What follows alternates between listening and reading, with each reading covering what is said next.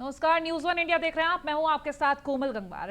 देहरादून से खबर है, उत्तराखंड कैबिनेट की बैठक जारी है। सचिवालय के विश्वकर्मा भवन में ये बैठक चल रही है। एपीएल उपभोक्ताओं को राशन बढ़ाकर देने का फैसला संभव है। परिवहन विभाग को राहत देने के भी प्रस्ताव पास हो सकते हैं। और ऐसे में अब बात कर लेते हैं आवास विभाग को लेकर। आवास विभाग से नक्शे पास कराने के खर्च पर फैसला संभव है। तो ये बैठक अभी जारी है। फिलहाल एपीएल उपभोक्ताओं का बड़ा राशन देने पर फैसला संभव है। तो ये कई अहम फैसले जो इस बैठक के बाद सामने आ सकते हैं।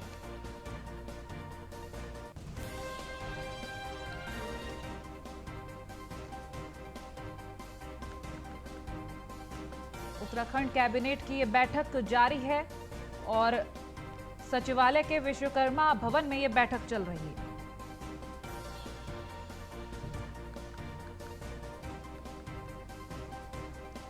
और रेजिडेंट एडिटर फहीम तना हमारे साथ फोन लाइन पर जुड़ गए हैं अधिक जानकारी के लिए। फहीम, फिलहाल ये बैठक जारी है, क्या कुछ अहम रह सकता है? अगर हम जानने की कोशिश करें, कौन से वो फैसले रह सकते हैं जो इस बैठक के बाद आएंगे? देखिए कोमल, अभी आपने चर्चा की जिन फैसलों की, ये महत्वपूर्ण फैसले हैं और इनको विस्तार में देखें, इनके महत्व को लेकर के उनमें किस तरह की चीजें बदलाव या फैसले हो सकते हैं। तो वो जो खाद्य राशन से संबंधित है, इसमें अभी तक एपीएल को 5 किलो गेहूं और 2.5 किलो चावल मिलता है प्रति माह। लेकिन मुख्यमंत्री ने अभी पिछले दिनों इस बात को कहा था कि एपीएल को भी, क्योंकि कोरोना काल है, बहुत लोगों के कारोबार भी प्रभावित हुए हैं, तो लिहाजा 10 किलो चावल, 10 किलो गेहूं 1 महीने में दिया जाएगा, ये घोषणा की थी। तो इसमें एक औपचारिक मुहर लग सकती है। इसके अलावा कोविड नियंत्रण से संबंधित कुछ तकनीकी पहलू हैं जो लगातार सामने आते रहे, उनको लेकर के भी कैबिनेट में फैसले हो सकते हैं स्पष्ट तौर पर, ताकि वो विधिक तौर पर हो जाएं। दूसरा, परिवहन विभाग घाटे में चल रहा है, उसको लेकर के उसके हालत सुधारने को लेकर के कुछ फैसले संभावित हैं। शहरी विकास से संबंधित जैसे आपने बात की कि नक्शों में कुछ तकनीकी अड़चने आ रही हैं पास होने को लेकर के, उसमें कुछ नियम के बदलाव के प्रस्ताव थे विभाग में, उसमें भी फैसला हो सकता है। तो तकरीबन 2 दर्जन आज कैबिनेट की बैठक में फैसले संभावित हैं, छोटे बड़े, जो आज लिए जा सकते हैं। अभी कैबिनेट की बैठक जारी है। माना जा रहा है कि कुछ देर के बाद, तकरीबन आधे घंटे के भीतर कैबिनेट के फैसले जो है वो सामने आ जाएंगे, बैठक समाप्त हो जाएगी। ठीक है, बने रहिए आप हमारे साथ, आगे भी अपडेट्स लेंगे। ऑक्सीमीटर पर सियासी संग्राम छिड़ चुका है। पूर्व सीएम हरीश रावत का ट्वीट सामने आया है। उन्होंने लिखा है, कोई भी चीज रखने पर ऑक्सीमीटर सेम रीडिंग दिखा रहा है, मामले में गहरी छानबीन की जाए। हरीश रावत की तरफ से ये बात कही गई और साथ ही गड़बड़ी करने वालों को कड़ी सजा देने की उन्होंने बात कही है अपने ट्वीट के जरिए। तो फिलहाल उनका आपको ये ट्वीट भी दिखा रहे हैं। फहीम तना हमारे साथ बने हुए हैं लगातार। फहीम, पूर्व सीएम हरीश रावत का ये ट्वीट सामने आ गया। उन्होंने तंज कसते हुए लिख दिया कि ऑक्सीमीटर पे उंगली लगाए या भिंडी, वही रीडिंग आ रही है। उस पर ये मजाहिया अंदाज में तंज है, लेकिन ये बहुत बड़ी हकीकत है और बहुत चिंताजनक भी है। और उन्होंने हरीश रावत की अगर ट्वीट की बात करें तो उन्होंने लिखा है कि वो क्षेत्र से, प्रभावित क्षेत्र से ही किसी बंदे का, उनको व्यक्ति का किसी को फोन आया, उन्होंने इस तरह की बात कही। लेकिन अगर हम इस तंज के परिदृश्य को देखते हैं, इसकी जमीन को देखते हैं, भूमि को, तो इसकी भूमि में वो जो ऑक्सीमीटर नकली गड़बड़ी वाले सामने आए हैं लोगों के, ये बहुत बड़ी बात है। हालांकि जिला प्रशासन ने उसकी जांच की बात की है कि जांच हो रही है, लेकिन एक बड़ा सवाल ये खड़ा होता है कि इस तरह से कितने लोगों की जान के साथ खिलवाड़ किया गया इस नकली ऑक्सीमीटर से या गड़बड़ी वाले ऑक्सीमीटर से, जो इसका ये पता नहीं कि क्या वो वास्तव में एक सही कंपनी के जरिए आए, क्या उनकी बिलिंग सही से हुई, क्या सही से रेट लगाए गए, और क्या वास्तव में सारे के सारे संबंधित लोगों तक पहुंचे थे कि नहीं पहुंचे थे। जिन लोगों से पहुंच गए तो उन्होंने इस्तेमाल किए, उन्होंने किस तरह से रीडिंग देखकर तो वो परेशान हुए होंगे क्योंकि गलत रीडिंग आई है, फिर वो वापस भले ही मंगा लिए गए, क्या सबसे वापस मंगा लिए गए। ये तमाम तरह की बात है, गंभीर प्रश्न है और ये बड़ी लापरवाही है। हरीश रावत जी ने सीधे तौर पर जिस तरीके से ट्वीट किया है, वो अपने आप में इंगित करता है कि ये बहुत कुल मिलाकर ये जो ट्वीट सामने आया है, भले ही उन्होंने तंज कसा हो, लेकिन कुछ ना कुछ सच्चाई इसमें जांच का विषय बन रहा है। बिल्कुल, निश्चित तौर पर देखिए, इसको अगर अल्मोड़ा क्षेत्र से संबंधित केवल अल्मोड़ा तक सीमित न रखकर इसको थोड़ा व्यापक तौर पर सोचते हैं, तो ये, क्योंकि सरकार ने प्रत्येक विधायक से 1 करोड़ की निधि से ये आदेश जारी किया था कि उसमें जिलों में संबंधित आवश्यकता के अनुसार कोविड से निपटने के उपकरण भी खरीदे जाएंगे। तो अलग अलग जगहों पर अलग अलग उपकरण खरीदे गए हैं, उसमें बहुत जगहों पर ऑक्सीमीटर भी खरीदे गए हैं। तो मुझे लगता है कि ये सब जगहों पर इसको समर्पित तौर पर एक जांच किए जाने की आवश्यकता है और उसको ठीक है, देखने की आवश्यकता है कि क्या चलिए वास्तव में फाइम, सही। बहुत शुक्रिया तमाम जानकारियों के लिए।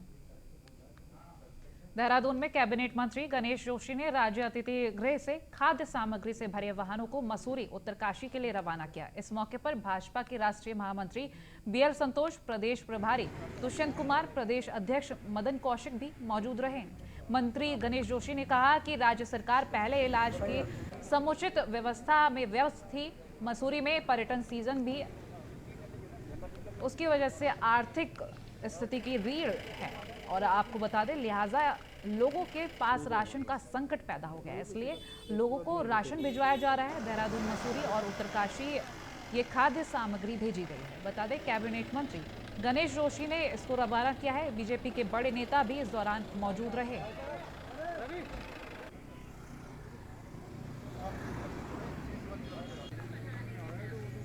अरे भाई सेवाई संगठन पार्ट 2, जिसके अंतर्गत पूरे देश में भारतीय जनता पार्टी के द्वारा सेवा के कामों को और जिस प्रकार से किया जा रहा है, आज जो हमारा सौभाग्य है कि हमारे बीच में महामंत्री संगठन आदरणीय बीएल संतोष जी, हमारे प्रभारी आदरणीय गौतम जी, आप दोनों हमारे बीच में हैं। और सेवाई संगठन उत्तराखंड में किस प्रकार से किया जा रहा है।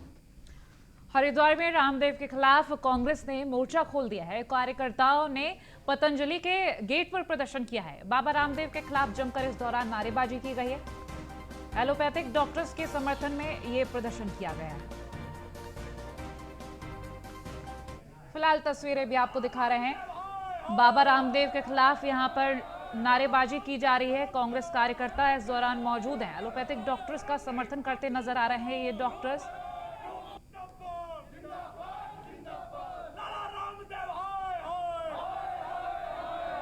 और इन तस्वीरों को देखकर आप अंदाजा भी लगा सकते हैं कि कितना रोष भरा हुआ है इन कांग्रेस कार्यकर्ताओं में।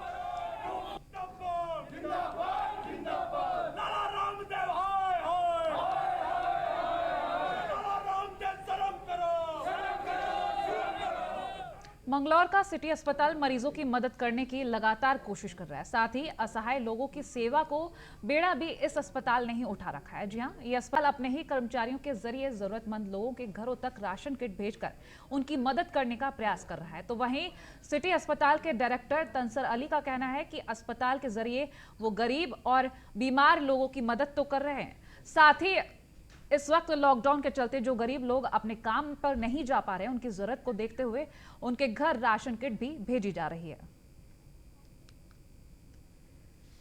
तो उनकी टीम भी जगह जगह पहुंचकर ये राशन किट पहुंचा रही है और वो तस्वीरें भी आपको दिखा रहे हैं। इस वक्त जरूरतमंद लोगों को ये राशन किट दी जा रही है। कोरोना काल में सिटी अस्पताल की ये अच्छी पहल सामने आ रही है।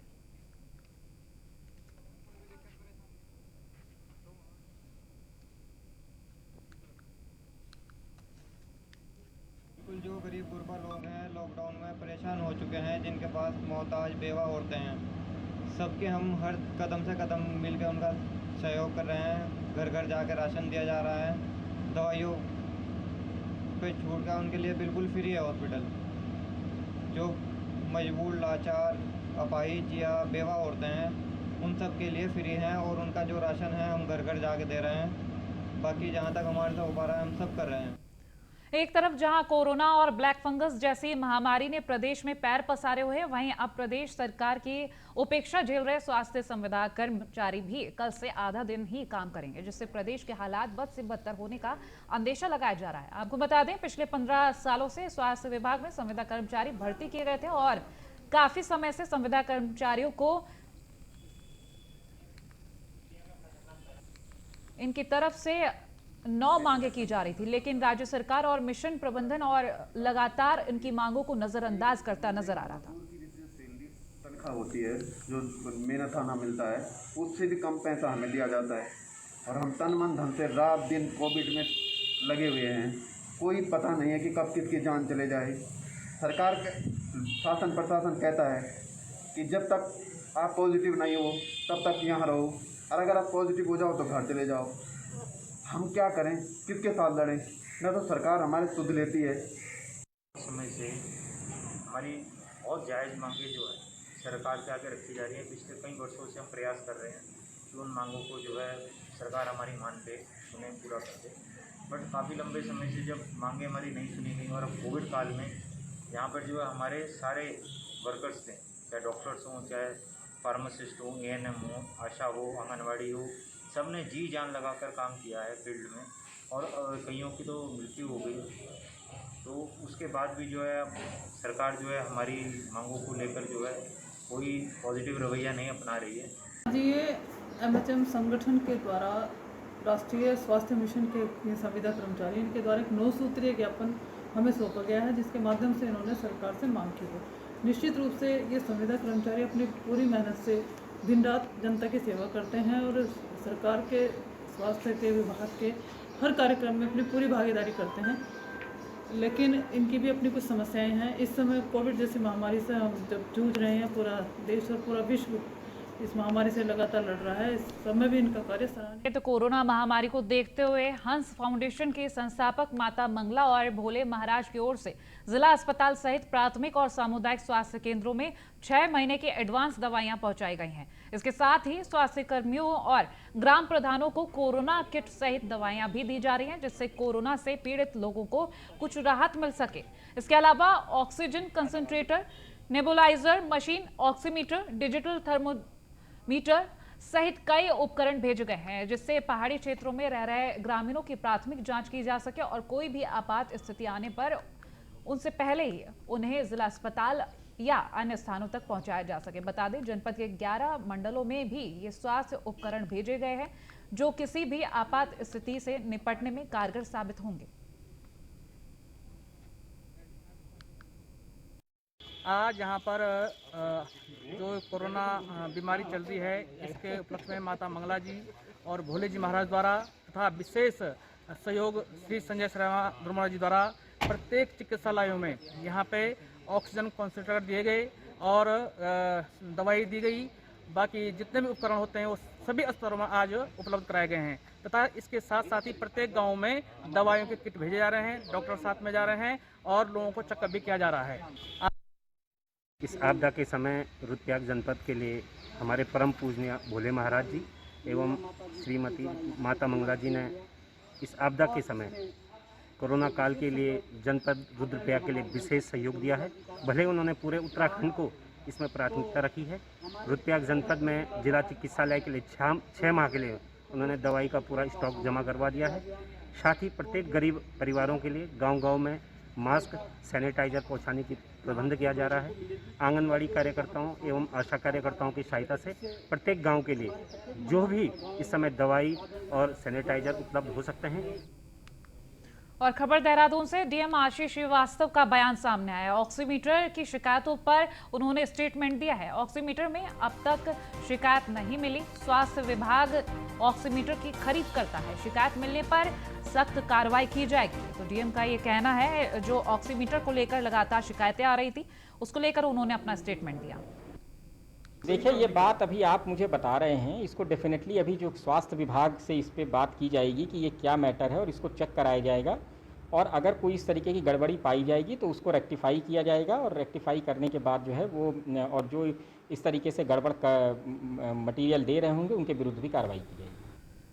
कोरोना संक्रमण के मद्देनजर जहां प्रदेश सरकार की तरफ से तमाम दावे स्वास्थ्य व्यवस्था को लेकर किए जा रहे हैं, वहीं सामुदायिक स्वास्थ्य केंद्र पाबौ में राज्य सरकार के ये सभी दावे खोखले होते नजर आ रहे हैं। सामुदायिक स्वास्थ्य केंद्र पाबौ को PPP यानी कि पब्लिक प्राइवेट पार्टनरशिप मोड में दे दिया गया है। PPP मोड में जाने से पहले उम्मीदें लगाई जा रही थी कि निजी हाथों में देने के बाद यहां पर स्वास्थ्य व्यवस्थाएं दुरुस्त हो जाएंगी, मगर ऐसा कुछ भी नहीं हुआ। हालात इतने खराब हैं कि सामुदायिक स्वास्थ्य केंद्र में टेटनेस का इंजेक्शन तक नहीं, जिससे अंदाजा लगाया जा सकता है कि PPP मोड में जाने के बाद यहाँ की स्वास्थ्य व्यवस्थाएं कैसी होंगी। अस्पताल इंचार्ज जगत गोदयाल ने कहा है कि अस्पताल के स्टॉक में टेटनेस के इंजेक्शन उपलब्ध नहीं है, जिसके कारण लोगों को इंजेक्शन लगवाने के लिए पौड़ी रेफर किया जा रहा है। ये हाल उस अस्पताल का है जहां के विधायक प्रदेश के उच्च शिक्षा मंत्री घन सिंह रावत हैं, जो राज्य सरकार से लेकर केंद्र तक अपनी पहुंच रखते हैं। अगर इसके बावजूद भी इस अस्पताल का ये हाल है तो इससे अंदाजा लगाया जा सकता है कि प्रदेश के अन्य अस्पतालों का क्या हाल होगा। कि ग्राम भोंगा से थी, बिल्कुल असहाय महिला वो थी और उनका एक छोटी सी इंजरी हो गई थी, हाथ में पत्थर गिरने से हाथ कट गया था। उनको मैं पावर ब्लॉक हॉस्पिटल में लेके आया तो यहाँ पे एक टेटनिस का भी इंजेक्शन उपलब्ध नहीं था। इतना दुख होता है। आज ये हॉस्पिटल पीपीपी मोड में जा चुका है। ट्रिपल पी मोड में जाने के बाद भी इस हॉस्पिटल में कोई सुख सुविधा नहीं। आखिर क्षेत्र के लोग चाहते क्या है? मैं सब लोगों को यही सूचित करना चाहता हूँ कि आप लोग चाहते क्या है? आप लोग क्यों नहीं एकजुट होकर, एकमुठ होकर इस हॉस्पिटल के खिलाफ एक लड़ाई लड़ें, एकत्रित होकर एक जंग लड़ें, ताकि हमारे क्षेत्र में भी स्वास्थ्य सुविधा मिले। हाँ सर, ये टेटनिस के इंजेक्शन दो तरह के आते हैं। एक तो प्लेन जो टीटी है वो है नहीं हमारे पास अवेलेबल, प्लेन टीटी जो लगता है, और एक टीकाकरण का आता है बच्चों का, वो तो है। बच्चों के टीकाकरण वाला वो डिप्थीरिया के साथ मिक्स होकर आता है, वो है। और जो प्लेन टीटी है वो हमारे पास नहीं है। क्या कारण होगा कि नहीं? ये सर जो डिमांड देते हैं फार्मेसी वाले, ये कहते हैं बाहर से नहीं आ रहे। मात्र 10 रुपये का बाजार में उपलब्ध है? हाँ जी, हाँ जी, हाँ जी, 10 रुपये तक आते हैं। अस्पताल में उपलब्ध नहीं? हाँ जी, यहाँ है नहीं सर। कोरोना काल में सामाजिक और राजनीतिक पार्टी के कार्यकर्ता कोरोना मरीजों की मदद करने के साथ दिहाड़ी मजदूरी करने वाले लोगों के कई माध्यमों से मदद कर रहे हैं। वहीं मसूरी में भाजपा मंडल, मसूरी भाजपा महिला मोर्चा और युवा मोर्चा के सहयोग से मसूरी में कोरोना मरीजों को पौष्टिक आहार देने का काम भी किया जा रहा है। मसूरी भाजपा मंडल अध्यक्ष मोहन पेटवाल ने बताया कि मंत्री गणेश जोशी के निर्देशों के बाद मसूरी में भाजपा कार्यकर्ता पिछले 21 दिनों से कोरोना संक्रमित मरीजों को नाश्ता, फल और पौष्टिक आहार देने का काम कर रहे हैं, जिससे मरीजों को लाभ मिल सके। वहीं कोरोना संक्रमित मरीजों को बेहतर स्वास्थ्य सुविधाएं दी जा सके, इसकी मॉनिटरिंग भी कैबिनेट मंत्री गणेश जोशी ने खुद की है। उन्होंने कहा कि कोरोना काल ने लोगों की कमर तोड़कर रख दी है। ऐसे में कोरोना काल में पर्यटन व्यवसाय पूरी तरीके से ठप हो गया है। उन्होंने कहा कि मसूरी के 13 वार्डों में कैबिनेट मंत्री की तरफ से राशन वितरित किया जाएगा। साथ ही भाजपा मंडल हर वार्ड में ऑक्सीमीटर बैंक भी स्थापित कराएगा। साथ ही ऑक्सीजन की कमी ना होने पाए, इसको लेकर ऑक्सीजन सिलेंडर की मात्रा भी बढ़ा दी गई है और जल्द मसूरी में ऑक्सीजन प्लांट भी स्थापित करने की तैयारी है। माननीय मंत्री जी के निर्देशानुसार उनके द्वारा बताया गया था कि जिस तरह से पूरे पिछले साल में कोविड-1 में जो है भारतीय जनता पार्टी ने मोदी किचन चलाकर 500 से ज़्यादा लोगों को एक समय में भोजन उपलब्ध कराया था, जिसमें ज़रूरतमंद मसूरी के तो थी, साथ में माइग्रेंट लेबर्स भी थी। उसी तरह से उसी तर्ज पर यहाँ पर माननीय मंत्री जी के निर्देशानुसार यहाँ पर जो कोविड पेशेंट्स हैं जो एडमिट हैं सिविल हॉस्पिटल में, उन तक जो है सुबह का नाश्ता पहुँचाया जाता है। जहां एक और कोरोना की दूसरी लहर ने तबाही मचा रखी है, वहीं इस महामारी में कई लोग अपनी जान गंवा चुके हैं और अब कोरोना की तीसरी लहर की चेतावनी के बाद लोगों में दहशत पनपने लगी है। ये तीसरी लहर बच्चों और बुजुर्गों के लिए बेहद घातक बताई जा रही है। इस महामारी से निपटने के लिए लोगों को जागरूक होकर महामारी की तीसरी लहर को रोकने के लिए तैयार होना होगा। नगर पालिका मंगलौर पूरे कस्बे को सैनिटाइज करने का काम लगातार कर रहा है। नगर पालिका चेयरमैन प्रतिनिधि डॉक्टर शमशाद ने बताया कि कोरोना महामारी की तीसरी लहर की चेतावनी के बाद उससे निपटने की तैयारी में हम लगातार जुटे हैं ताकि इस महामारी को फैलने से रोका जा सके। साथ ही नगर पालिका के लोगों से ये भी अपील है कि सोशल डिस्टेंसिंग का खास ख्याल रखा जाए। टैंकर नगर पालिका के मुस्तकिल स्प्रे कर रहे हैं। हमारे यहाँ 10 से 15 लोग जो है वो कंधे वाली मशीन से लगातार डोर टू डोर स्प्रे कर रहे हैं।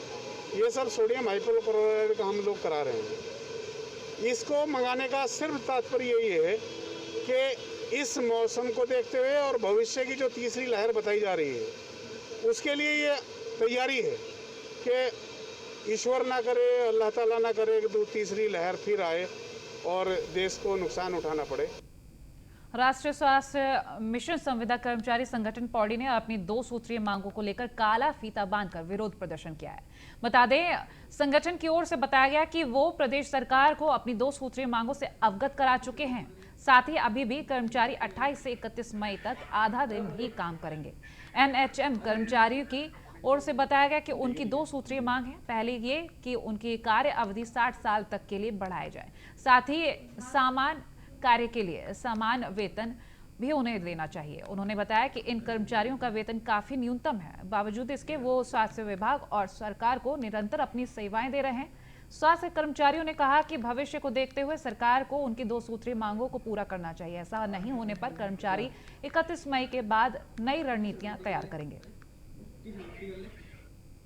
हमारी जो है 2 ही मांगे हैं। एक जो है 60 वर्ष की सेवा और समान कार्य समान वेतन की मांग को लेकर सारे एनएचएम कर्मचारी आज जो है सांकेतिक प्रदर्शन कर रहे हैं, जिसमें सभी एनएचएम कर्मचारियों द्वारा काम के साथ साथ जो है हाथ पर जो है काली पट्टी बांधकर प्रदर्शन किया जा रहा है। देखिए, जीवन में तो बहुत फ़र्क पड़ता है, क्योंकि इसमें जो एनएचएम है इसमें सारे कर्मचारियों का एक तो बहुत न्यूनतम मानदेय है ना, जो कि आज के समय में कोई भी आसानी से भरण पोषण अपने परिवार का नहीं कर पाएगा। दूसरी बात यह है कि इस पेंडेमिक में पूरे एनएचएम का बहुत बड़ा सहयोग रहा है और अभी भी हम काम कर रहे हैं। हम अपने काम हमेशा करते रहेंगे, लेकिन थोड़ा सरकार को भी जो है अपने कर्मचारियों पे ध्यान देने की। और फिलहाल बुलेटिन में इतना ही। खबरों के लिए देखते रहे न्यूज़ 1 इंडिया। नमस्कार।